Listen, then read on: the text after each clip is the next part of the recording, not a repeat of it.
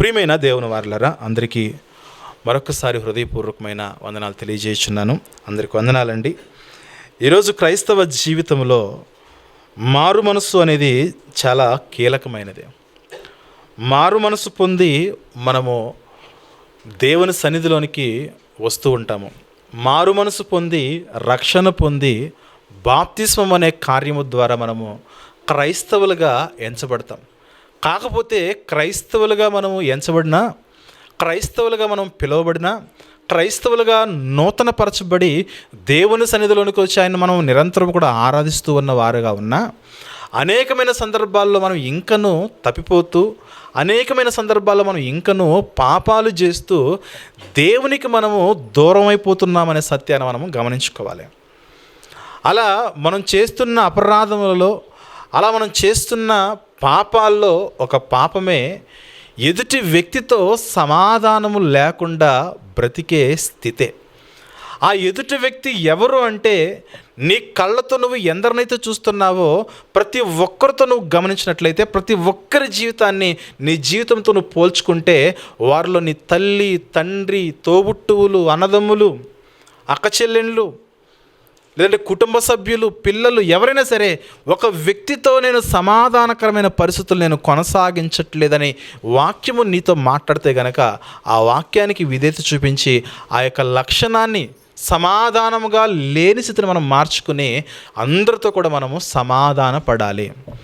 మారు మనసు అంటే కేవలము దేవా నేను తప్పు చేశాను, నేను పాపము చేశాను, నాలో భయంకరమైన పాపాలు ఉన్నాయి, నేను ఈ విధంగా బ్రతుకుతున్నాను, వాక్యానికి వ్యతిరేకంగా బ్రతుకుతున్నాను, నేను వారితో గొడవపడ్డాను, వారితో కలహపడ్డాను, వారితో అసూయతో ఉన్నాను, వారిని ద్వేషిస్తున్నాను, దేవా నీవే నాకు దిక్కు అని దేవునితో మనం సమాధాన పడడం ఎంత అవసరమో. ఈ లోకంలో బ్రతుకుతున్నంత కాలము మన చుట్టూ మనకు ఎన్ని బంధాలు అయితే ఉన్నాయో, ఎన్ని సంబంధాలు అయితే ఉన్నాయో, ఎన్ని బాంధవ్యాలు అయితే ఉన్నాయో, వీరందరితో కూడా మనము ఒక చక్కటి సమాధానకరమైన పరిస్థితిని మనము కలిగి ఉండడం కూడా అంతే అవసరం. ప్రియమైన దేవుని వారలారా, మనం అనుకుంటాము దేవునితో సమాధాన పడితే చాలు అనుకుంటాం. నో, దేవునితో సమాధాన పడడం ఎంత అవసరమో చుట్టూ ఉన్న వారితో కూడా సమాధానంగా బ్రతకడం కూడా అంతే అవసరం. ప్రియమైన దేవుని వారలారా, వాళ్ళు ఇరుగు పొరుగు వారైనా, పక్కింట్లో ఉన్నవారైనా, మన ఇంట్లో ఉన్నవారైనా, పొరుగింట్లో ఉన్నారైనా, ఆఫీస్లో ఉన్నవారైనా, ప్రయాణం చేస్తున్నప్పుడు ఏదైనా గొడవ జరిగినా, ఎవరితోనైనా సరే అదే సమయంలో ఒక క్రైస్తవుడమైన మనము వెంటనే వారితో మనము సమాధాన పడాలని దేవుని యొక్క లేఖనం సెలవిస్తున్న మాట. ప్రియమైన దేవుని వారలారా, సమాధానము లేకుండా మనం దేవుని సన్నిధికి వెళ్ళుట అసాధ్యము. సమాధానం లేకుండా మనం దేవుణ్ణి ఆరాధించుట అది అసాధ్యమైన చర్య. అది దేవునితో సమాధానం అనుకుంటారేమో. ఆరాధనకి వెళ్ళేదే దేవునితో సమాధానం అనుకుంటున్నామేమో. ఆరాధనకు వచ్చి దేవునితో సమాధాన పడుతున్నాం కదా, దేవుడు మన పాపాలు క్షమిస్తున్నాడు కదా అనుకుంటున్నామేమో. కానీ దేవుడు అంటున్నమాట, నువ్వు ఆరాధనకు రాక మునిపే, నువ్వు బలిపీఠము చెంతకు రాక మునిపే, నీ అర్పణం నువ్వు చెల్లింపక మునిపే, నువ్వు ఎవరితో అయితే కలహము కలిగి ఉన్నావో, నువ్వు ఎవరితో అయితే నీకు మాటలు లేవో, నువ్వు ఎవరితో కోపగించుకుంటున్నావో, నువ్వు ఎవరినైతే ద్వేషిస్తున్నావో, నువ్వు ఎవరినైతే అసూయపడుతున్నావో, ఎవరినైతే నీ వల్ల గాయపరచబడ్డారో వారితో నీవు సమాధాన పడి అప్పుడు రా దేవుని సన్నిధికి అంటుంది లేఖనం. అందుకే ప్రియమైన దేవుని వారలారా, మనం దేవుని సన్నిధికి వచ్చి దేవుని సన్నిధిలో పాపాలు ఒప్పేసుకుంటే ఓకే, వన్ సైడ్ క్లియర్ అయిపోతుంది. కానీ అదర్ సైడ్ అనేది రూపాయికి రెండు వైపులు అంటారు కదా. ఒకవైపు దేవునితో సమాధాన పడుతున్నావు, బాగానే ఉంది. కానీ ఏ వ్యక్తులను నువ్వు గాయపరిచావో, ఏ వ్యక్తులను నువ్వు అవమానపరిచావో, ఏ వ్యక్తులను నువ్వు ఇబ్బంది పెట్టావో, మరి వారి పరిస్థితి ఏంటని లేఖనం అడుగుతుంది. ప్రియమైన దేవుని వారలారా, సమాధాన పడడం అంటే కేవలము దేవునితో సమాధాన పడడం మాత్రమే కాదు, కానీ దేవునితో సమాధాన పడుట ఎంత అవసరమో మన చుట్టూ ఉన్న మానవులతో, మానవాళితో సమాధాన పడుట కూడా అంతే అవసరమని లేఖనం చెబుతుంది. పాత నిబంధనలో దేవుడు 10 ఆజ్ఞలు ఇచ్చాడు. ఆ 10 ఆజ్ఞల్లో మొదటి 3 ఆజ్ఞలు మీరు గమనించినట్లయితే దేవునితో మన బంధాన్ని సరి చేసుకునే క్రమం అది. నేను తప్ప వేరొక దేవుడు నీకు ఉండకూడదు, నీ దేవుడిని యెహోవా నామము నీవు వ్యర్థముగా ఉచ్చరింపకూడదు, విశ్రాంతి దినములు నీవు ఖచ్చితంగా ఆచరించాల్సిందే. ఈ 3 కూడా దేవుణ్ణి ప్రేమించుట. ఈ మొదటి ఆజ్ఞలు ఏవైతే ఉన్నావో, దేవుని ఎడల మన బాధ్యత ఏంటంటే దేవునితో మనం సమాధాన పడే పరిస్థితుల్లో మనం కలిగి ఉండాలి. తర్వాత 4వ ఆజ్ఞ నుంచి, ఏంటి 4వ ఆజ్ఞ నుంచి? నీ తల్లిని నీ తండ్రిని నీవు సన్మానించాలి, నరహత్య చేయకూడదు, వ్యభిచరింపకూడదు, అబద్ధం చెప్పకూడదు, దొంగలకూడదు, నీ పొరుగువాని భార్య నీవు ఆశింపకూడదు. అంత మాత్రమే కాదు, కానీ నీ పొరుగువాని యొక్క ఏ వస్తువైనా సరే అది ఎవరిదైనా సరే నువ్వు ఆశించకూడదని, ఇలా 7 ఆజ్ఞలు ఏవైతున్నావో ఈ 7 ఆజ్ఞలు కూడా మనుషులతో బాధ్యత, మానవాళి పట్ల ఒక వ్యక్తి కలిగి ఉండవలసిన బాధ్యత గురించి దేవుడు రాయించిన ఆజ్ఞలు. మొదటి 3 చూడండి, దేవునితో మీ యొక్క సమాధానం పర్ఫెక్ట్గా ఉండాలి. చివరి 7 చూడండి, మనుషులతో మీ బంధాలు సక్రమంగా ఉండాలి. హత్య చేయకూడదు. దేవుని హత్య చేస్తాం మనము? చేయలేము. నీ తల్లిని తండ్రిని చూసుకోవడం అంటే అది దేవుని గురించి చెప్పింది కాదు, మనుషుల గురించి చెప్పింది. నీ తల్లి ఎవరైతే ఉన్నారో, నీ తండ్రి ఎవరైతే ఉన్నారో వారి పట్ల నీ ఆలోచన విధానం ఏంటి? ప్రియమైన దేవుని వారలారా, దేవుడు చెబుతున్న ప్రతి ఆజ్ఞలు చూడండి, కొన్ని ఆజ్ఞలేమో ఆయనతో సమాధానం కోరమని ఆయన చెబుతూ ఉంటే, మరికొన్ని మాత్రము చుట్టూ ఉన్న మానవాళితో మీరు సమాధానంగా ఉండాలి. అందులో తల్లి అయినా, తండ్రి అయినా, కొడుకే అయినా, కూతురే అయినా, భార్య అయినా, భర్త అయినా, పిల్లలే అయినా, అది ఏ సంబంధమైనా, ఏ రిలేషన్ అయినా సరే, గాయపరచబడిన, ఇరిగిపోయిన, తెగిపోయిన ఈ బంధాన్ని మరలా పునరుద్ధరణ చేయవలసిన అవసరత ప్రతి క్రైస్తవుని మీద ఉన్నదన్న సత్యాన్ని మనం గమనించుకోవాలి. ప్రియమైన దేవుని వారలారా, అందుకే ఒక మాట చూద్దాము. మత్తయి సువార్తలోని 22వ అధ్యాయము, మత్తయి సువార్తలోని 22వ అధ్యాయము 33వ వచనం మనం చూసినట్లయితే, చెప్పబడిన 10 ఆజ్ఞలు మీరు గమనించుకోండి, మనసులో ఉంచుకోనండి. చెప్పబడిన 10 ఆజ్ఞల్లో మొదటి 3 ఆజ్ఞలు దేవునితో సమాధానపడుట మనిషి యొక్క బాధ్యత అయితే, ఆ 10 ఆజ్ఞల్లో చివరి 7 ఆజ్ఞల్లో మనుషులతో సమాధానపడుట మనిషి ఆజ్ఞ అయితే, దేవుని కుమారుని ఆజ్ఞ అయితే, దేవుని పిల్లల యొక్క బాధ్యత అయితే, ఇక్కడ మత్తయి సువార్త 22వ అధ్యాయంలో ఇక్కడ యేసుక్రీస్తు వారు మాట్లాడుతూ 35వ వచనంలో, మత్తయి సువార్త 22వ అధ్యాయము 35వ వచనం చూస్తే, వారిలో ఒక ధర్మశాస్త్రోపదేశకుడు ఆయనను శోధించుచు, బోధకుడా నాకొక డౌట్ ఉంది, ఆ డౌట్ ధర్మశాస్త్రముల నుంచి ఉంది. ఇదికి ధర్మశాస్త్రము నాకున్న సందేహాన్ని బట్టి ఏమి చెబుతున్నది? మనుషుల పట్ల సమాధానం విషయంలో ధర్మశాస్త్రము ఏమని బోధిస్తుంది? మనము సమాధానము సమాధానము సమాధానము సమాధానము, దేవుడే సమాధానకర్త కదా, ఆ సమాధానకర్త యొక్క అనుచరులుగా, ఆ సమాధానకర్త యొక్క పిల్లలుగా ఈ లోకంలో బ్రతుకుతున్న మనం సమాధానాన్ని మనము ఏ విధంగా కొనసాగించాలని దేవుని యొక్క వాక్యం చెబుతున్నానంటే, అప్పుడు బోధకుడా ధర్మశాస్త్రములో ముఖ్యమైన ఆజ్ఞ ఏదని అడిగాడు. దేని గురించి? సమాధానము గురించి. బోధకుడ ధర్మశాస్త్రములో ముఖ్యమైన ఆజ్ఞ ఏదని అడిగితే, అందుకు ఆయన అంటున్నాడు 37వ వచనంలో, అందుకు ఆయన నీ పూర్ణ హృదయముతోను, నీ పూర్ణ ఆత్మతోను, నీ పూర్ణ మనస్సుతోను నీ దేవుడని యెహోవాను ప్రేమించాలి. Note this point. మొదటి ఆజ్ఞ చెబుతున్నాడు, నీ పూర్ణ హృదయముతో, పూర్ణ ఆత్మతో, పూర్ణ మనస్సుతో నీ దేవుడిని యెహోవాను నువ్వు ప్రేమించాలంటే, దేవునికి నీకు మధ్య దాపరికాలంటూ ఏముండకూడదు. నువ్వు చేసిన ప్రతిదీ కూడా దేవుని సన్నిధిలో ఒప్పేసుకుని ఆయన దగ్గర నువ్వు క్షమాపణ పొంది ఆయనతో ఒక మంచి రిలేషన్షిప్ నువ్వు మెయింటైన్ చేయాలి. ఇది మొదటి ఆజ్ఞ, చాలా ప్రాముఖ్యమైన ఆజ్ఞ అన్నాడు. తర్వాత 2వ ఆజ్ఞ చూద్దామా? 38వ వచనంలో, ఇది ముఖ్యమైనది మొదటిదైన ఆజ్ఞ అన్నాడు. 39వ వచనం చూస్తే, నిన్ను వలె నీ పొరుగు వారిని ప్రేమింపవలనను ఆజ్ఞ, ఇది 2వ ఆజ్ఞ. ఈ 2వ ఆజ్ఞ కూడా నిన్ను వలె నీ పొరుగు వారిని ప్రేమించమని చెబుతున్న 2వ ఆజ్ఞ కూడా దేని వంటిది? చదవండి, దేని వంటిది? మొదటి దాని వంటిదే. మొదటి దాని వంటిదే. మొదటిదేంటిది? పూర్ణ హృదయముతో, పూర్ణ ఆత్మతో, పూర్ణ మనస్సుతో, పూర్ణ బలముతో దేవుణ్ణి ప్రేమించాలి. 2వ ఆజ్ఞ చెప్పండి, నిన్ను వలె నీ పొరుగు వారిని ప్రేమించాలి.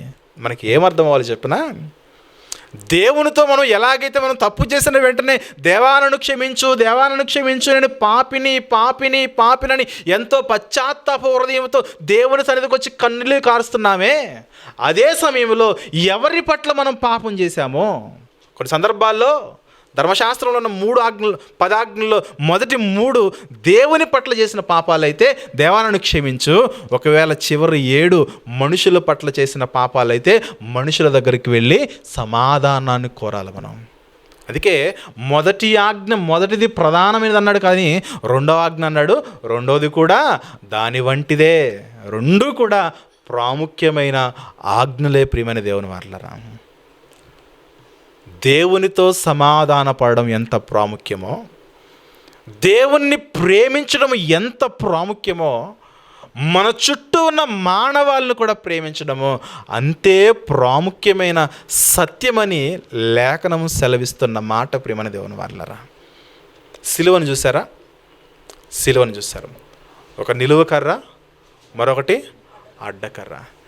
నిలువ కర్ర దాన్ని చూసి మనం అర్థం కావాలి, దేవా ఈ నిలువు కర్రతో నీతో నేను సమాధాన పడుతున్నాను, ఈ అడ్డకర్రతో ఈ ప్రపంచంలో నా వారు మాత్రమే కాదు కానీ నా కళ్ళ ముందు ఎందరైతే ఉన్నారో వారిని ఒక్కసారి పరిశీలన చేస్తే వారితో నాకు విరోధ భావం ఏమైనా ఉన్నదా, వారితో నాకు శత్రుత్వం ఏమైనా ఉన్నదని ఒక్కసారి చేతులు చాస్తే ఈ చేతుల మధ్య ఎందరైతే జ్ఞాపకం వస్తారో వారందరిని ఒకసారి చెక్ చేయండి. ఆ చెక్ చేస్తున్నప్పుడు భార్య వస్తుంది, భార్యతో సమాధానంగా ఉన్నాను లేనా. ఆ చెక్ చేస్తున్నప్పుడు భర్త జ్ఞాపకాల్లోకి వస్తాడు, భర్తతో నా సమాధానం పరిపూర్ణమైనదా కాదా. తల్లి జ్ఞాపకం వస్తుంది, తల్లితో నా సమాధానం పరిపూర్ణమైనదా కాదా. తండ్రి జ్ఞాపకం వస్తాడు, తండ్రితో నా సమాధానం పరిపూర్ణమైనదా కాదా. తోబుట్టువులు జ్ఞాపకం వస్తారు, వీరితో నా సమాధానం పరిపూర్ణమైనదా కాదా. ఎందుకంటే పూర్ణ హృదయముతో, పూర్ణ ఆత్మతో, పూర్ణ మనసు, అంటే పరిపూర్ణమైన హృదయంతో మనం దేవుడిని ఎలాగైతే ప్రేమిస్తున్నామో అలాంటి పరిపూర్ణమైన హృదయంతో మన పొరుగు వారిని కూడా మనం ప్రేమించాలనే ఆజ్ఞ దేవుడు మనకి ఇచ్చి ఉన్నాడు. కాబట్టి పరిపూర్ణమైన హృదయం మనం కలిగి అందరితో కూడా మనం సమాధానాన్ని మనం కోరుకుంటున్నామా. ఈ సిలువ దాన్ని మనం గమనిస్తే నేర్పిస్తున్న ఒక పాఠము, యేసుక్రీస్తు మన పాపాలన్నీ క్షమించి దేవునితో మనం సమాధానపరుస్తున్నాడంటే ఈ యొక్క నిలువు కమ్మి చెబుతున్నది నీ పాపాలు దేవుని దగ్గర ఒప్పుకో, సమాధానపడు. ఈ అడ్డకమ్మి చెబుతుంది మానవాళ్ళందరితో కూడా నువ్వు సమాధానం కోరుకో, అప్పుడు మాత్రమే నీ అర్పణల్లో, నీ ఆరాధనలో, నీ నైవేద్యము, నీ స్తుతి అంగీకరించబడుతుంది. అంతవరకు నువ్వు దేవుని సన్నిధికి రాకో. అప్పటి వరకు నీకు బయట సమాజంలో నీకు ఎవరితోనైనా శత్రుత్వం ఉంటే, విభేదం ఉంటే కనుక వారి దగ్గర నువ్వు సమాధాన పడకుండా దేవుని సన్నిధికి నువ్వు రాకు. ఎవరు చెప్పారు? యేసుక్రీస్తు వారే చెప్పారు. ఏదైనా ఆయనే కదా మన ప్రమాణం. ఏది చెప్పాలన్నా ఆయన తర్వాత ఎవరైనా, ఆయనంత ధైర్యంగా ఎవరు చెప్పలేరు. ఇప్పుడు నేను మిమ్మల్ని అన్నాను అనుకోండి, మీరు ఎవరితో అయినా గొడవ పడ్డారా, గొడవ పడి మీరు సమాధానంగా లేరా, అది అత్తతోనో, కోడలతోనో, తల్లితోనో, తండ్రితోనో, భర్తతోనో అన్నాను అనుకోండి, మీరు అక్కడ సమాధాన పడకుండా ఇక్కడికి దేవుని సన్నిధికి మీరు ఎందుకు వచ్చారని అన్నాను అనుకోండి, అర్థం ఏంటి చెప్పండి. ఇక ఈయన చాలా ఎక్కువైపోయింది, దీనికి దేవుని సన్నిధికి కూడా రావద్దు అంటున్నాడు అని నన్ను అనుకుంటారు. అందుకే నాకు సపోర్ట్గా యేసుక్రీస్తు వారిని చేర్చుకుంటున్నాను. ఆయన ఏమన్నాడో చూద్దాం ఒకసారి. మత్తయి సువార్త 5వ అధ్యాయము, మత్తయి సువార్తలోని 5వ అధ్యాయము 23వ వచనం చూద్దాం ప్రియమైన దేవుని వారలారా. మత్తయి సువార్త 5వ అధ్యాయము 23వ వచనం చూస్తే, కావున నీవు బలిపీఠమునొద్ద అర్పణము నర్పించుచుండగా. బలిపీఠం ఎక్కడుంటుంది? దేవాలయంలో ఉంటుంది.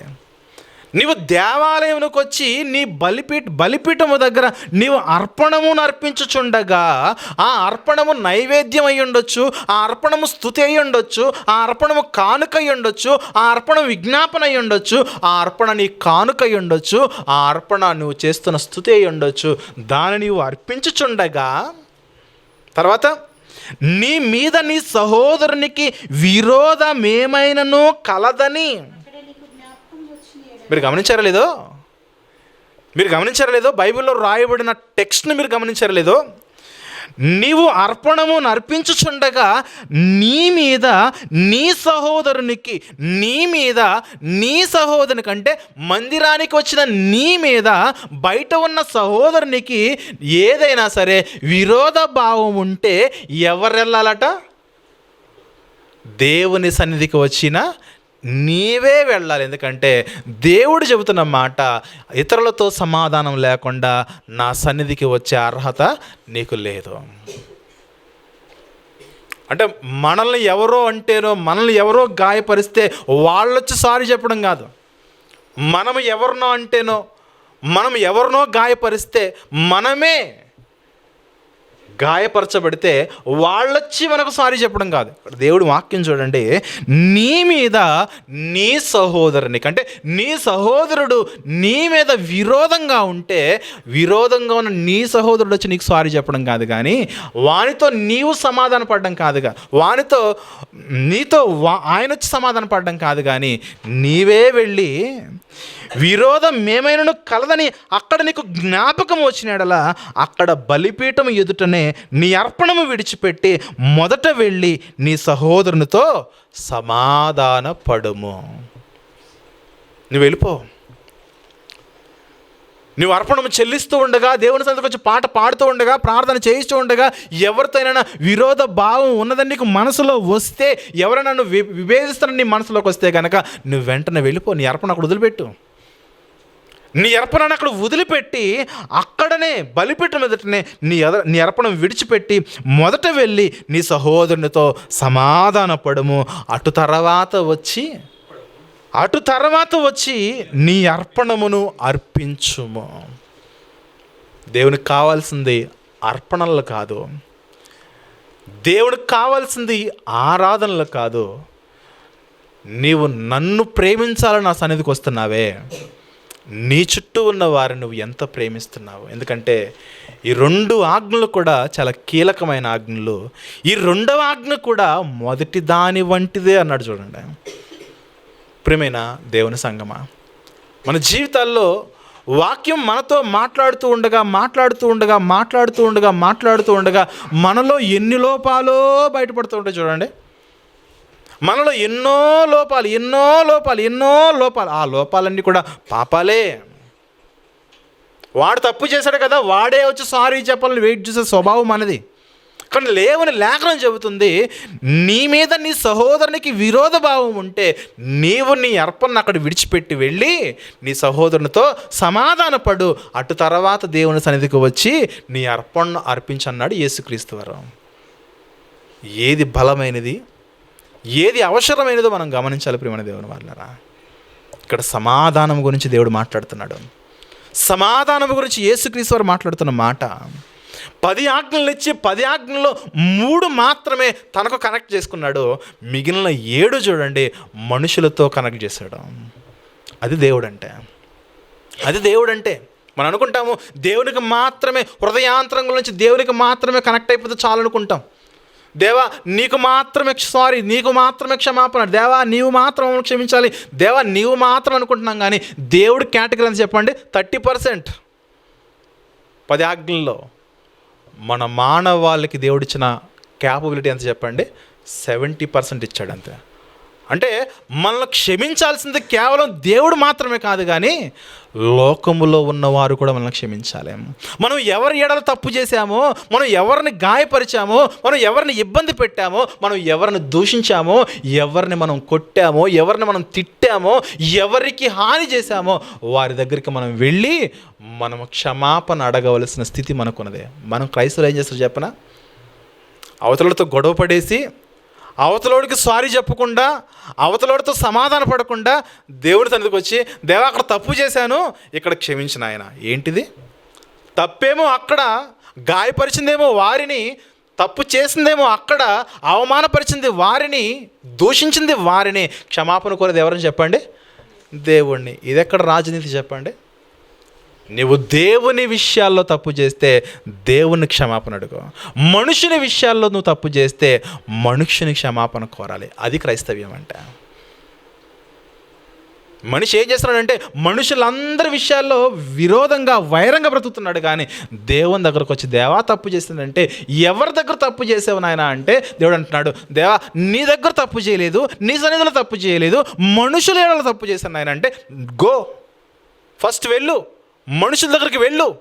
ఆ మనుషుల ప్లేస్లో నీ భర్తే ఉన్నా, భార్య ఉన్నా, తల్లే ఉన్నా, తండ్రే ఉన్నా, తోబుట్టువే ఉన్నా, కొడుకే ఉన్నా, కూతురే ఉన్నా, వారి దగ్గర క్షమాపణ కోరు. తర్వాత వచ్చి ఇక్కడ ఆరాధనలో క్షమాపణ అడుగు. ఇది ప్రొసీజర్, ఇది పద్ధతి. మనుషులతోనూ సమాధాన పడకుండా నువ్వు పరిశుద్ధుడు కాలేవు, నీ పరిశుద్ధమైన అర్పణ నా సన్నిధికి రాదు.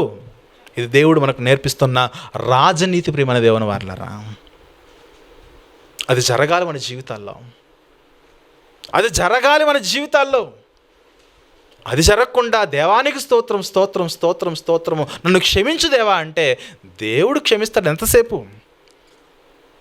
కానీ క్షమించే ముందు ఒక కండిషన్ పెట్టాడు. ఆ కండిషనే నీ పొరుగు వానితో నువ్వు ఎలా ఉన్నావో. ఇంట్లో భార్యతో, భర్తతో నీ సంబంధాల పట్ల నీ సమాధానం ఏ విధంగా ఉన్నది? ఎదుటి వ్యక్తి నువ్వు ఏ విధంగా ప్రేమిస్తున్నావు? ఎదుటి వ్యక్తి పట్ల నీ మాటల ఉచ్చారణ ఏ విధంగా ఉన్నది? బలహీనల పట్ల నీ ప్రవర్తన ఏ విధంగా ఉన్నదో మనం సరి చేసుకునే అవకాశం దేవుడు మనకి ఇస్తున్నాడు ఈరోజు. తప్పేమో బయట చేసి దేవా ఎక్కడ క్షమించమంటే దేవుడు అంటున్నాడు, తప్పు ఎక్కడ చేశావో అక్కడ ఒప్పుకో, వాళ్ళు క్షమిస్తారు. ఒకవేళ వారు క్షమించలేని స్థితిలో ఉంటే నువ్వు క్షమాపణ అడిగావు, నువ్వు ఖచ్చితంగా నీ మనసు మంచిది కాబట్టి నా దగ్గరికి రా, నేను కూడా నిన్ను క్షమిస్తాను. కొంతమంది క్షమించడానికి ఇష్టపడరు. గాయపరచబడిన వారు, నొప్పించబడిన వారు, కొంతమంది క్షమించే మనసు వారికి ఉండదు. అందుకే దేవుడు అంటున్నాడు, నీ వంతు నీవైతే వారిని క్షమాపణ అడుగు, నీవు వచ్చి ఇక్కడ నన్ను క్షమాపణ కోరు. తప్పిపోయిన కుమారుడు మనకు తెలుసు కదా, తప్పిపోయిన కుమారుడు గురించి యేసుక్రీస్తు వారు చెబుతున్న మాట ఒక ఉపమానం. అదే తండ్రి దగ్గర మొత్తం ఆస్తి అంతా తీసుకుని వెళ్ళిపోయి దుర్వ్యాపారం వల్ల మొత్తం నాశనం చేసేస్తాడు. ఒకరోజు తండ్రి గుర్తొస్తాడు, అయ్యో నా తండ్రి ఇంటి చెంత పనివారికి కూడా మంచి ఆహారం ఉంది, నా తండ్రి ఇంటి చెంత పనివారికి కూడా మంచి వస్త్రాలు ఉన్నాయి, నాకేంటి దుర్భరమైన ఈ స్థితి అని తన యొక్క గతాన్ని జ్ఞాపకం చేసుకుని, తండ్రి ఇంటిని జ్ఞాపకం చేసుకుని తండ్రి దగ్గరికి వెళ్ళి ఇలా చెప్పాలనుకుంటాడు.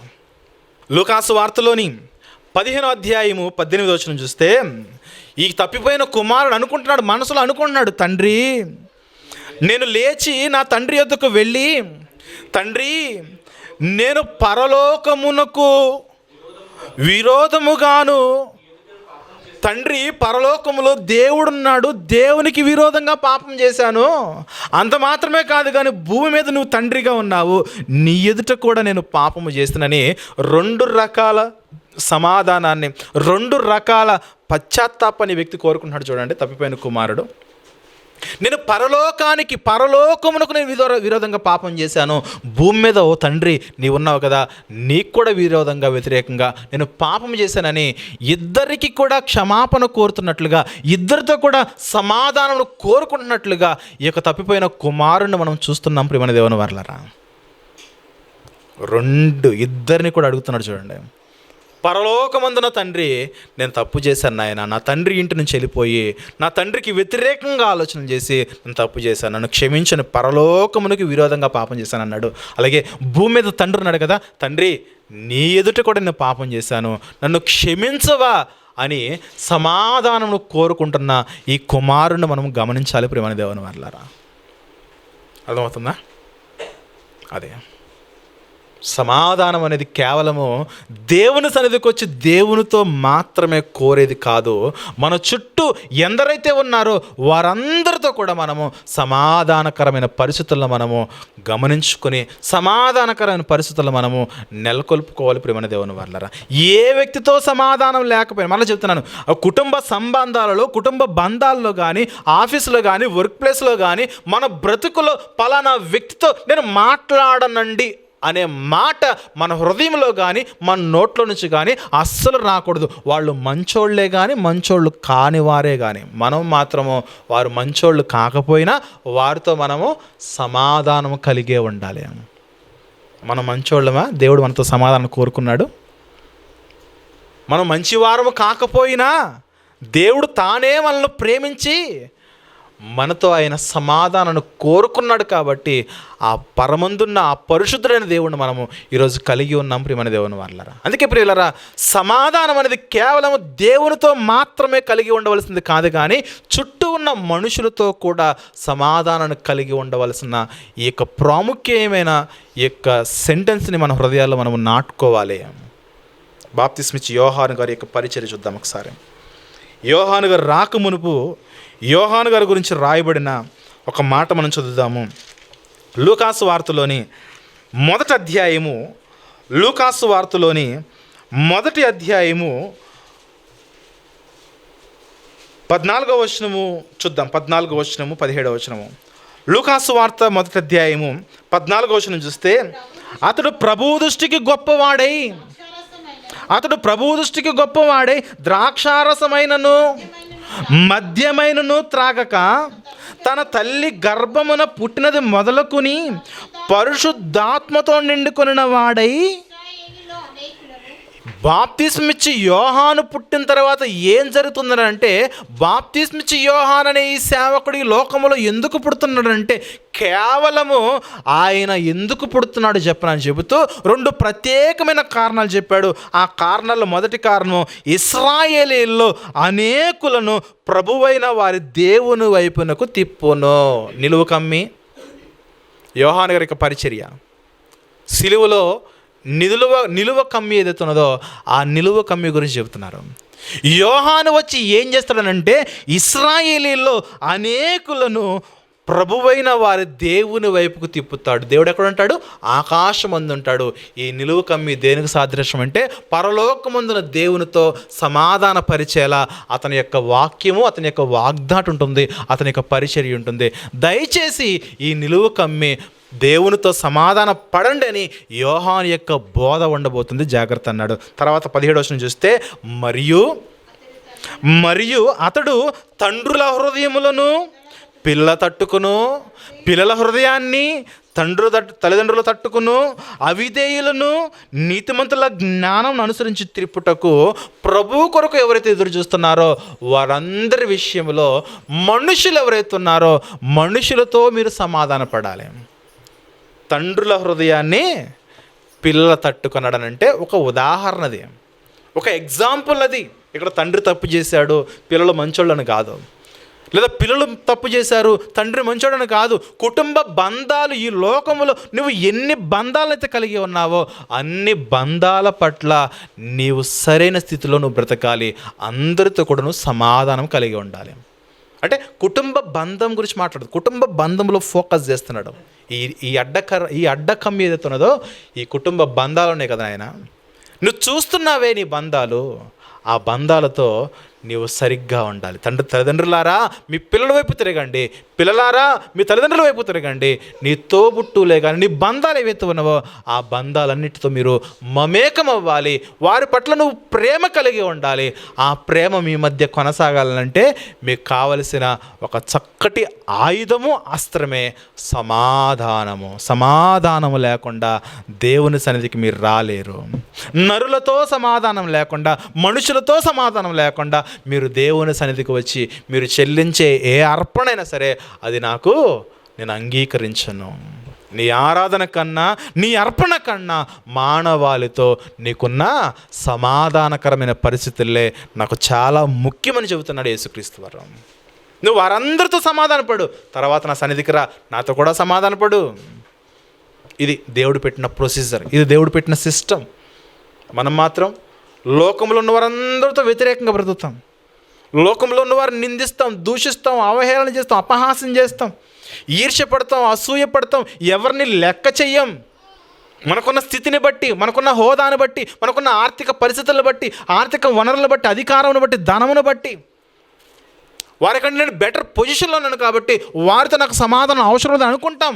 వ్యక్తులను మనము అగౌరవపరుస్తాము, వారిని మనం కరివేపాకు కంటే నీచంగా తీసేసి పక్కన పడేసేస్తాం. అటువంటి వారి గురించి దేవుడు మాట్లాడుతున్నమాట.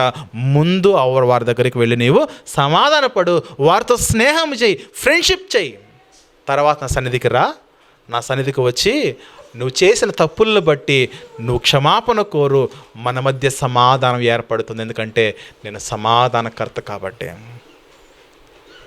అర్థమవుతుందా?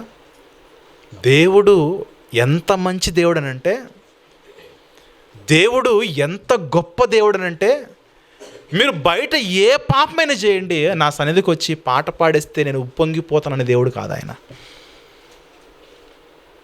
ఆరాధనలోనికి మీరు వస్తున్న మీరు, మీ కుటుంబ పరిస్థితులు ఏ విధంగా ఉన్నాయో ఒకసారి చెక్ చేసుకోండి.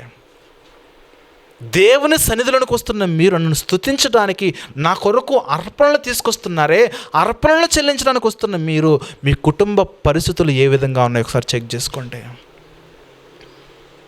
కుటుంబాల్లో శరీర కార్యాల ప్రకారం నడుచుకుంటున్నావా? కుటుంబాల్లో ఆత్మ కార్యాల ప్రకారం నడుచుకుంటున్నావా? ఆత్మ ఫలాలు వేరు, శరీర కార్యాలు వేరు. నీ కుటుంబంలో నీవు శరీర కార్యాల ప్రకారం నడుచుకుంటున్నావా, నీ కుటుంబంలో ఆత్మ ఫలాల ప్రకారం నడుచుకుంటున్నావో ఒకసారి నువ్వు చెక్ చేసుకొని ఆయన అంటున్నాడు దేవుడు. గలతీ పత్రికలో దేవుడు ఇచ్చాడు కదా, గలతీ పత్రికలో శరీర కార్యాలు ఇచ్చాడు, అలాగే ఆత్మఫలాలు కూడా ఇచ్చాడు. ఒకసారి చూద్దాము దాన్ని కుటుంబాలకు మనం ఏ విధంగా ఆపాదించుకోవాలో ఒకసారి మనం గమనిద్దాం. ప్రియమైన దేవుని వారలారా, గలతీలకు రాసిన పత్రిక 5వ అధ్యాయము, గలతీలకు రాసిన పత్రిక 5వ అధ్యాయము 19వ వచనం నుండి మనం చూసినట్లయితే 21వ వచనం వరకు శరీర కార్యముల గురించి రాశాడు దేవుడు. గలతీ పత్రిక 5వ అధ్యాయం 19 నుంచి 21 వరకు చూస్తే శరీర కార్యముల గురించి చూశాడు. ఒక్కొక్క శరీర కార్యం మనం చూస్తున్నప్పుడు, చదువుతున్నప్పుడు మానవాళితో మనకున్న బంధాలు, బాంధవ్యాలు ఏ విధంగా ఉన్నాయో మనం ఒకసారి ఇక్కడ చెక్ చేసుకోవాలి. మనం నిజంగా మనుషులందరితో కూడా సమాధానంగానే ఉన్నామా లేదని ఇక్కడ శరీర కార్యాలు చదివి మనం గమనించుకోవాలి. ప్రత్యేకించి కుటుంబ బంధాలు ఏమంటే చెప్పండి, శరీర కార్యములు స్పష్టమైనవి. అవేవనగా జారత్వము. ఒకసారి ఆగండి. ఎవరి పట్లైనా సరే, అది కుటుంబంలోనే కానీ బయట వారి పట్లే కానీ జార సంబంధమైన, వ్యభిచార సంబంధమైన ఆలోచనలు నేను కలిగి ఉన్నానా? బైబిల్ ఎంత కఠినమైందో చెప్పనా? క్రొత్త నిబంధన ప్రకారము బైబిల్ ఎంత కఠినమైందో చెప్పనా? వ్యభిచారము చేస్తే పాపము ఎలాగో, ఒక స్త్రీని చూచి మోహపు చూపుతో చూస్తేనే నీ హృదయమందు ఆమెతో కలిసి పాపము చేసినట్లుగా లేఖనం సెలవిస్తున్నమాట. అంటే ఒక స్త్రీని చెరిచేస్తే ఎంత పాపమో, ఒక స్త్రీ నడుచుకుంటూ వెళుతూ ఉండగా ఆమె యొక్క శరీర అందాన్ని హృదయంలో ఊహించేసుకుంటే కూడా అది పాపం ఏంటుందనంటే, ఒక స్త్రీని చెరిస్తే, ఒకవేళ ఆమె నిన్ను క్షమిస్తే, నువ్వు సారీ చెబితే, ఆమె నిన్ను క్షమిస్తే, మీ మధ్య సమాధానం అనే బాండింగ్ ఏర్పడితే కనుక ఎలాగైతే ఆ కార్యాన్ని చేస్తున్నావో, ఒక స్త్రీని చూచి మోహపు చూపు చూసినా కూడా నీవు వెళ్ళి ఆమెతో క్షమాపణ కోరవలసినదే. అర్థమవుతుందా? బైబిల్ ఎంత కఠినమైన పుస్తకమో, బైబిల్ ఎంత కఠినమైన గ్రంథమో. ఆ స్త్రీ దగ్గర నువ్వు వెళ్ళాల్సిందే. వెళ్ళి, అమ్మా నీ పట్ల నేను తప్పు చేశాను, దయతో నన్ను క్షమించు అని అడగాలి. ఆ స్త్రీ నన్ను క్షమించాలి. అట్లా కాదండి మన జీవితాలు సర్వనాశనం అయిపోతాయంటే అయిపోని. మన జీవితాలు సర్వనాశనం అయిపోయినా పర్లేదు, కానీ దేవుడు మనల్ని క్షమించాలి, ఇది సత్యం. దేవుడు మనల్ని క్షమించాలి, ఇది సత్యము. ఆ స్త్రీ మనల్ని క్షమిస్తుందా, క్షమించిన తర్వాత విషయం, నువ్వు క్షమాపణ కోరావా లేదనేది ముఖ్యం ఇక్కడ. ఎందుకంటే కొన్ని హృదయాలు కఠినమైన హృదయాలు ఉంటాయి, అవి క్షమించవు. కొన్ని కఠినమైన హృదయాలు అవి ఎంత క్షమించవు అవి.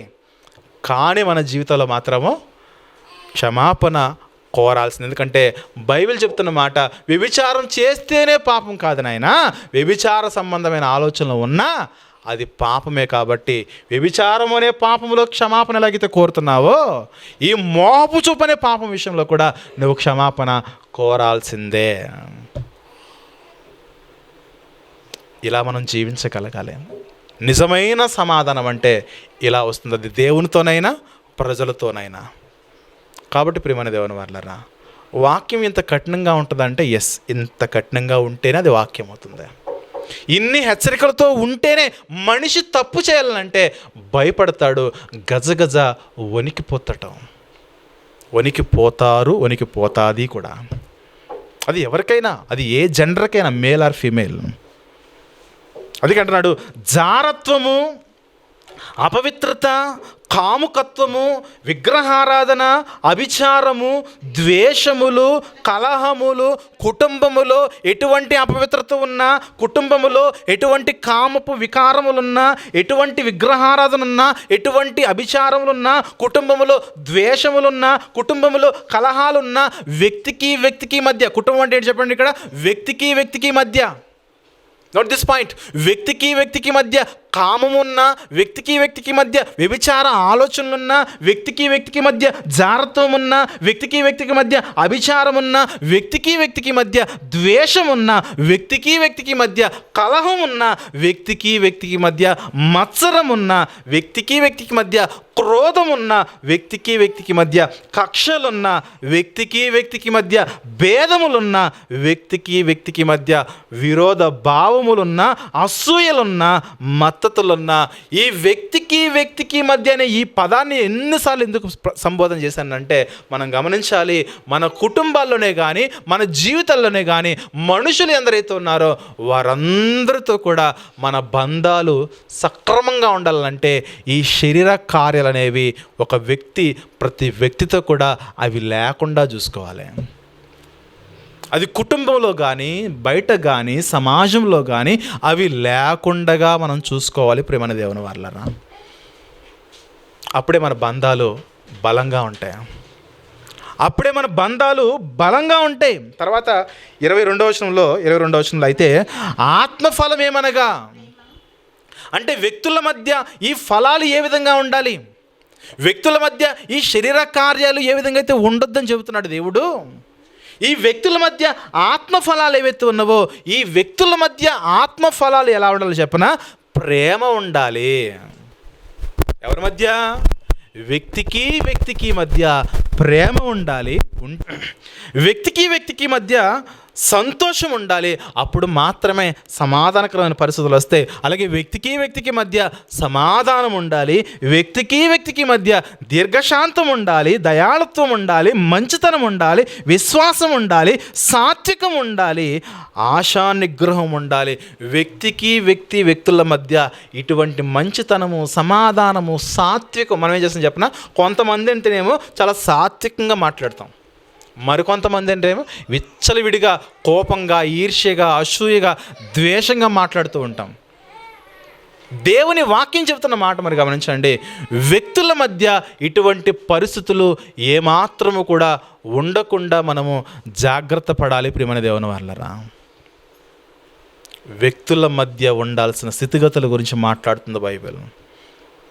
అది కుటుంబంలో ఉన్న వారి ఎడలైనా, బయట ఉన్న వారి ఎడలైనా, నువ్వు శరీర కార్యాల ప్రకారంగా నడుచుకుంటే దేవుని రాజ్యం నీవు స్వతంత్రించుకోవు. నువ్వు పరలోకం వెళ్ళే హక్కు, అవకాశం నీకు లేదు. అలాగే ఆత్మఫలాల ప్రకారంగా నువ్వు నడుచుకోకపోతే నీకు పరలోకం వెళ్ళే హక్కు కూడా నీకు లేదు. అందుకే శరీర కార్యాలను విడిచిపెట్టాలి. ఆత్మ కార్యాల ప్రకారంగా, ఆత్మఫలాల చొప్పున నీవు నడుచుకునేలా బ్రతకాలని చెబుతున్నదే వాక్యం యొక్క సత్యం ప్రియమైన దేవుని వాళ్ళరా. కాబట్టి సమాధానమే కదా, అడగకపోతే ఏమవుతుందిలే అని అనుకోవద్దు. ఇక్కడ దేవుడు మాట్లాడుచున్నది, ఆజ్ఞాపించినది దేవుడు, రాయించింది దేవుడు. ప్రత్యేకించి గమనించండి, ఇళ్లలో ఉన్న వాతావరణం మీరు బాగా గమనించండి. ఇళ్లలో ఉన్న ప్రధానమైన శత్రువు ఏంటి చెప్పిన, ప్రధానమైన శత్రువు ఏంటి, అది ఎన్నటికీ తీర్చజాలని శత్రువు. అదే ఆ బంధమే అత్తాకోడల బంధం.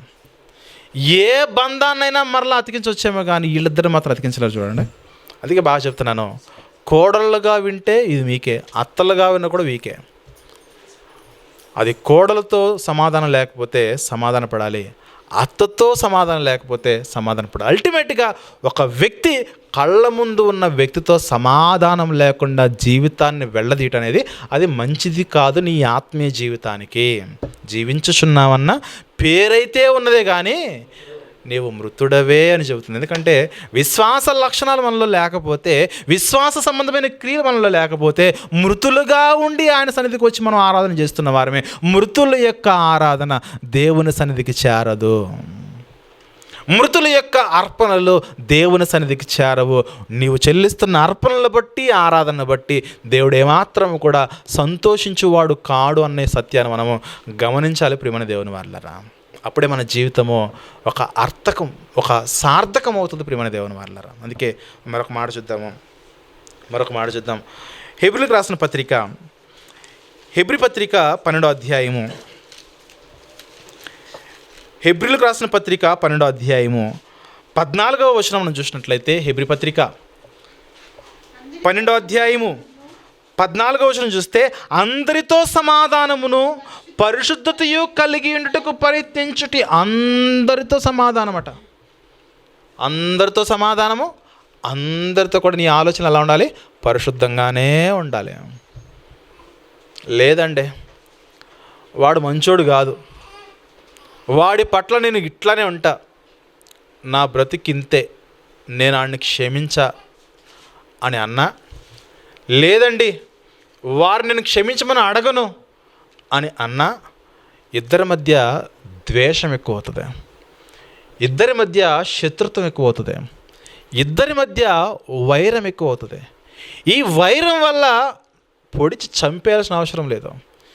నీ మధ్య, ఇద్దరు వ్యక్తుల మధ్య ద్వేషం అనే ఈ యొక్క శరీర కార్యాన్ని నువ్వు ఎక్కువ కాలం కొనసాగించావు అనుకో, నువ్వు కొనసాగించినంత కాలం నా హంతకుడివే, చంపేసిన దాంతో సమానం అన్నాడు యేసుక్రీస్తు వారు. నువ్వు ఎవరినైతే ద్వేషిస్తున్నావో అది ఎవరైనా సరే, కులాన్ని బట్టి కానీ, ధనాన్ని బట్టి కానీ, మతాన్ని బట్టి కానీ, అధికారాన్ని బట్టి కానీ, భార్యని కానీ, భర్తని కానీ, తల్లిని కానీ, తండ్రిని కానీ, అది ఎవరినైనా సరే నువ్వు ద్వేషిస్తూ నీ జీవితంలో నీ ప్రయాణం కొనసాగిస్తే నువ్వు హంతకునితో సమానము. చూద్దాం. యోహాను గారు రాసిన మొదటి పత్రిక 3వ అధ్యాయంలో, యోహాను గారు రాసిన మొదటి పత్రిక 3వ అధ్యాయంలో 14వ వచనము చూద్దాం ప్రియమైన దేవుని వారలారా.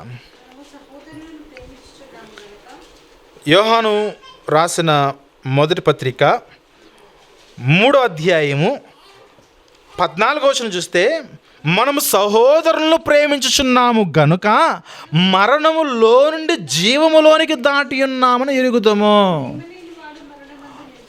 మనం ప్రేమిస్తే గనక మరణములో నుండి జీవంలోనికి వచ్చాము, ప్రేమించకపోతే జీవంలో నుండి మరణంలోకి వెళ్ళిపోతాం. పెద్ద తేడా ఏమి లేదు అక్కడ. మీరు గమనించారు లేదో, ప్రేమిస్తేనేమో మరణములో నుండి జీవంలోకి వస్తాము. ఒకవేళ మనం ప్రేమించకుండా ద్వేషిస్తే ఏ జీవంలో అయితే ఉన్నామో ఆ జీవంలో నుండి నరకంలోకి వెళ్ళిపోతుంది. అందుకే ఇక్కడ సహోదరుల మధ్య అంటే ఈ మానవాళిలో ఉన్న బంధాల పట్ల ఈ ప్రేమానుబంధాలు చచ్చేంత వరకు కూడా సమాధానంగా ఉండాలే కానీ ఏదో ఒక ఇంట్లో ఉన్నామంటే ఉన్నాములే, తిన్నామంటే తిన్నాములే, పెట్టారంటే పెట్టారులే, చేశారంటే చేశారులే అని ఇలా అంటున్నట్టు ఉంటే అది మంచిది కాదు. చాలామంది ఈరోజు ఈవెన్ క్రైస్తవులు కూడా దేవుని యొక్క వాక్యం యొక్క అర్థాన్ని మార్చేశారు, దేవుని యొక్క లేఖనాల యొక్క అర్థాలను మార్చేశారు. ఏ విధంగా మార్చారు చెప్పనా?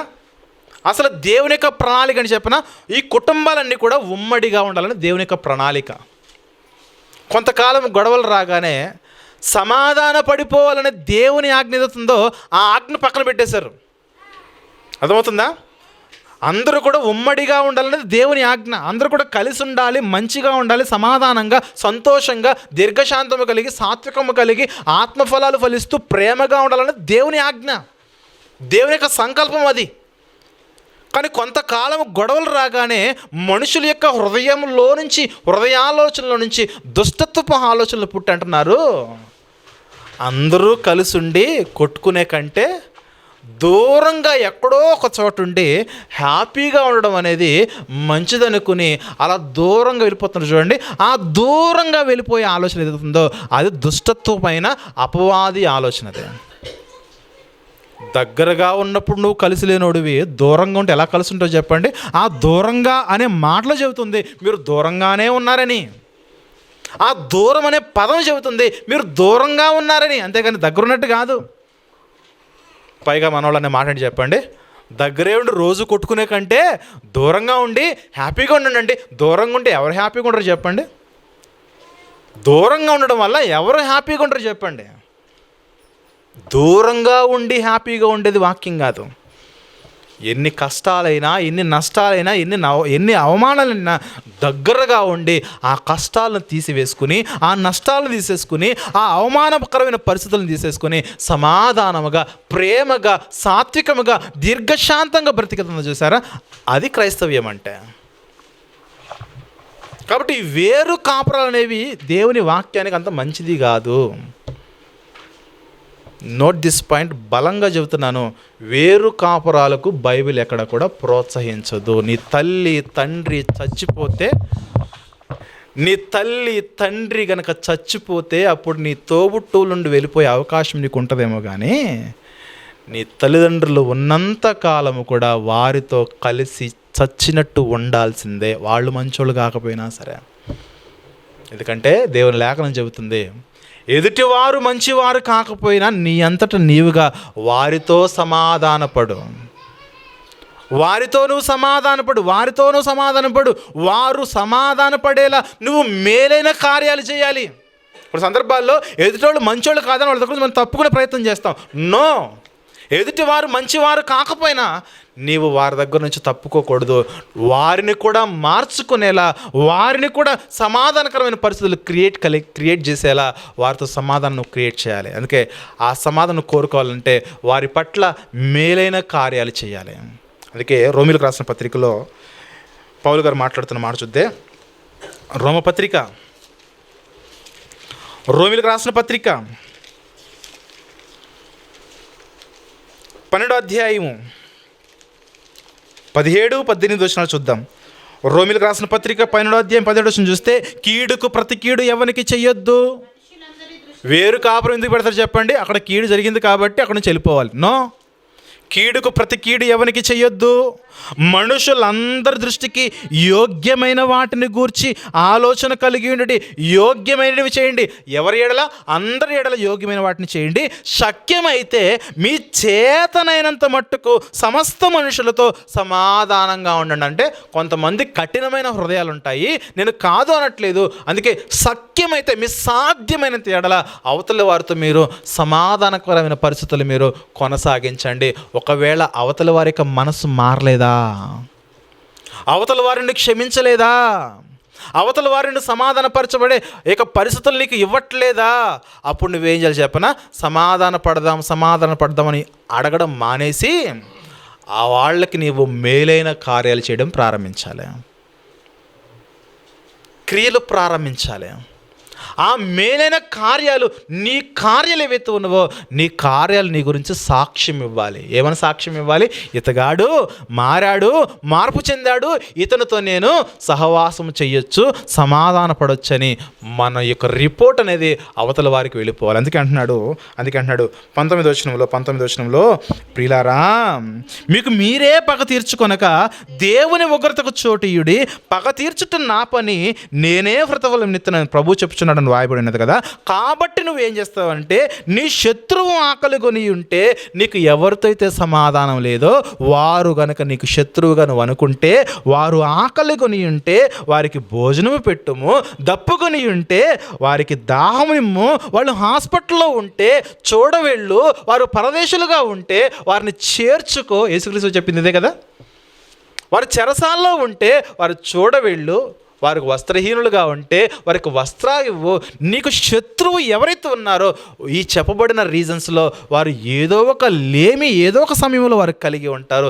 ఈవెన్ అనారోగ్యము లేకుండా ఎవరుంటారు చెప్పండి? అనారోగ్య పరిస్థితుల్లోకి వెళ్ళి వారితో మాట్లాడండి, ఖచ్చితంగా అప్పుడైనా మాట్లాడతారు.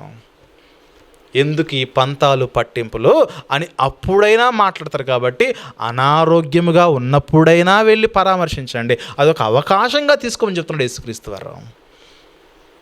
ఇక్కడ కేవలము ఆకలి కొని ఉంటే భోజనం పెట్టుము, దప్పికొని ఉంటే దాహ్యం అన్నాడు కదా. మత్తయి 25లో యేసుక్రీస్తు వారు చెబుతున్నమాట, దిగంబరిగా ఉంటే వస్త్రాలు ఇవ్వు, చెరసాల్లో ఉంటే చూడవెళ్ళు, రోగి అయి ఉంటే హాస్పిటల్కి వెళ్ళి పరామర్శించు. ఇగో ఇవేవైతే ఉన్నాయో వాటిని నీవు ఉపయోగించుకో. తద్వారా మీ మధ్య సమాధానం ఏర్పడుతుంది, బాండింగ్ ఏర్పడుతుంది. ఆ బాండింగ్ చాలా ముఖ్యము. అది మనుషులతో బాండింగ్ అనేది ఇంకా చాలా ముఖ్యము. దేవునితో బాండింగ్ ఎంత ముఖ్యమో, దేవునితో బంధం ఎంత ముఖ్యమో, మనుషులతో కూడా బంధము అంతే ముఖ్యం ప్రియమైన దేవుని వాళ్ళరా. కానీ మనిషి ఏం చేస్తున్నాడంటే మనుషులతో తారతమ్యాలు భేదాలు పెట్టేసుకుని వాళ్ళ దగ్గర క్షమాపణ కోరకుండా దేవా నీవే క్షమించాలి అని అంటే దేవుడు ఎక్కడి వరకు క్షమిస్తాడు చెప్పండి? ఆయన పరిధిలో ఉన్నవి ఆయన క్షమిస్తాడు. ఆయన పరిధిలో లేనివి మనుషుల యొక్క హృదయాల్లో నువ్వు నాటేసిన కల్మషం ఉందే దాన్ని నువ్వు వారినే అడగాలి. వారు క్షమించినా క్షమించకపోయినా నువ్వు అడగడం అయితే నువ్వు మానుకోవద్దు. వారితో సమాధాన పడడానికి ఏ అవకాశం అయితే ఉందో ఆ ప్రతి అవకాశాన్ని మనము వినియోగించుకోవాలని దేవుని లేఖనం సెలవిస్తుంది ప్రేమ దేవుని వాళ్ళరా. అందుకే పౌలు గారు చెప్పిన ఒక మాట చూసుకుని మనము ముగించుకుందాము. అపోస్తుల కార్యముల్లోని 24వ అధ్యాయము, అపోస్తుల కార్యముల్లోని 24వ అధ్యాయము 16వ వచనం మనం చూసినట్లయితే చాలా కీలకమైన రిఫరెన్స్ ఇది. మన భక్తి జీవితానికి చాలా అవసరమైన రిఫరెన్స్ ఇది. అవసరమైతే మీరు నోట్ చేసుకోండి, బై హార్ట్ చేయండి, కంటత చేయండి. మీ ఇంట్లో కూడా ఒక చిన్న పేపర్ ముక్క మీద రాసుకుని పెట్టేసుకోండి. ఎంత అమూల్యమైన రిఫరెన్స్ అంటే అంత మంచి రిఫరెన్స్ ఇది. పౌలు గారు తన గురించి మాట్లాడుతున్నాడు. అపోస్తుల కార్యములు 24వ అధ్యాయము 16వ వచనం చూసినట్లయితే 16వ వచనంలో ఈ విధమున నేనును దేవుని ఎడలను మనుష్యుని ఎడలను ఎల్లప్పుడూ నా మనస్సాక్షి నిర్దోషమైనదిగా ఉండినట్లు అభ్యాసము చేసుకొనుచున్నాను. దేవుని ఎడల కూడా నా మనస్సాక్షి నిర్దోషమైనదిగా ఉండాలి, మనుషుల ఎడల కూడా నా మనస్సాక్షి నిర్దోషమైనదిగా ఉండాలని పౌలు గారు అభ్యాసం చేస్తున్నాడు, ప్రాక్టీస్ చేస్తున్నాడు. నాకెవరు వ్యతిరేకులు ఉండకూడదు, నేనెవరిని కూడా విభేదించకూడదు, నాకెవరితో కూడా శత్రుత్వం ఉండకూడదు, నేను అందరితో కూడా సమాధానంగానే ఉండాలని అభ్యాసం చేస్తున్నాడు, ప్రాక్టీస్ చేస్తున్నాడు పౌలు గారు. ఒక క్రైస్తవునిగా ఇటువంటి భక్తి జీవితము మనకు ఉండాలి. దేవునితో నా యొక్క మనస్సాక్షిలో ఏదైనా ఎలా ఉన్నాను, నేను దోషాలు ఏమైనా చేస్తున్నానా, అదే సమయంలో మనుషుడి ఎడల నేనేమైనా దోషాలు చేస్తున్నానా, మాటలో కానీ, క్రియలో కానీ, కార్యంలో కానీ, తలంపుల్లో కానీ, ఊహల్లో కానీ, హృదయంలో కానీ, ఏ విషయంలో సరే మనుషుడి ఎడల నేను దోషంగా ప్రవర్తిస్తున్నానా?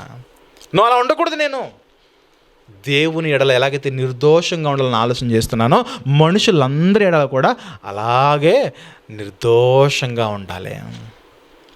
అది భక్తి అంటే, అది క్రైస్తవ్యం అంటే. అంటున్నాడు నా మనస్సాక్షి దేవుని ఎడలను మనుషుడి ఎడలను ఎల్లప్పుడూ అన్నాడు. చూడండి, ఎల్లప్పుడూ అంటే ఆల్ ద టైమ్, ఆల్వేస్, ప్రతి క్షణము కూడా నా మనస్సాక్షి నిర్దోషమైనదిగా ఉండినట్లు. ప్రియమైన దేవుని సంగమా, మన జీవితాల్లో ఎల్లప్పుడూ కూడా నిర్దోషులుగా బ్రతకడానికి ప్రయత్నం చేయాలి. సమాధానం లేకుండా బ్రతికితే నిర్దోషులుగా ఎంచబడము. ఎవరైతే సమాధానము కలిగి దేవునితోనూ అదే సమయంలో ప్రజలతోనూ మనుషులతో మానవాళితో ఎందరూ సమాధానకరమైన పరిస్థితులను కలిగి ఉంటారో వారు మాత్రమే, వారి యొక్క ఆరాధన మాత్రమే దేవుడు అంగీకరిస్తాడు. వారి యొక్క అర్పణ మాత్రమే దేవునికి ఇంపైన సువాసనగా ఆయన స్వీకరిస్తాడు ప్రియమైన దేవుని వారలారా. కాబట్టి సమాధానం అనేది మన ఇంటి నుంచే ప్రారంభించండి. ఒక పేపర్ తీసుకోండి, నేను ఎవరితోనైనా సరే సమాధానం లేకుండా ఉన్నానా, నేను ఎవరితోనైనా మాట్లాడకుండా ఉన్నానా, విరోధ భావం కలిగి ఉన్నానా, తర్వాత మాట్లాడదాంలే, తర్వాత చూద్దాం అనుకోవద్దు. ఏమాత్రం కూడా ఆలస్యం చేయకుండా అవతలి వారితో మనం సమాధాన పడదాము. ఎటువంటి వాటిని ఉపయోగించుకోవచ్చు? భోజనం పెట్టి, నీళ్ళిచ్చి, వస్త్రములిచ్చి, రోగి ఉంటే పరామర్శించి, వారి కొరకు ప్రార్థన చేసి, వారి దగ్గరికి వెళ్ళి వారి చేతులు చెయ్యి పెట్టి, జరిగిందేదో జరిగింది, ఇక మీదట మనం శత్రువులుగా ఉండటం మంచిది కాదు, మనము దేవుని పిల్లలుగా ఉండాలి. మన తండ్రి పరిశుద్ధుడు, ఆ పరిశుద్ధుని యొక్క పాదాల చెంత బ్రతుకుతున్న మనం కూడా పరిశుద్ధంగానే ఉండాలని ఆలోచన కలిగి మనుషుల మధ్య సమాధానకరమైన పరిస్థితులు మనము నెలకొల్పాలి. అలా నెలకొల్పేవాడే క్రైస్తవుడు. అదర్వైజ్ క్రైస్తవుడు కాడు, నేరడు ప్రియమైన దేవుని వాళ్ళరా. కాబట్టి జాగ్రత్త పడదాం. ఒకవేళ శరీర కార్యాలతోనే కొనసాగిస్తే పరలోక రాజ్యమునకు మనము హక్కుదారులము కాము, స్వతంత్రించుకోలేము. డైరెక్ట్గా మనము నరకానికి చేజారిపోతాం. జాగ్రత్త పడదాం. దేవునిలో మనం మరింతగా బలపడుతూ ఆయన మనం హృదయపూర్వకంగా స్తుతిద్దాం. ప్రియమైన దేవుని వాళ్ళారా, థ్యాంక్ యూ వెరీ మచ్. ఈ మాటలు ముగిస్తున్నాను.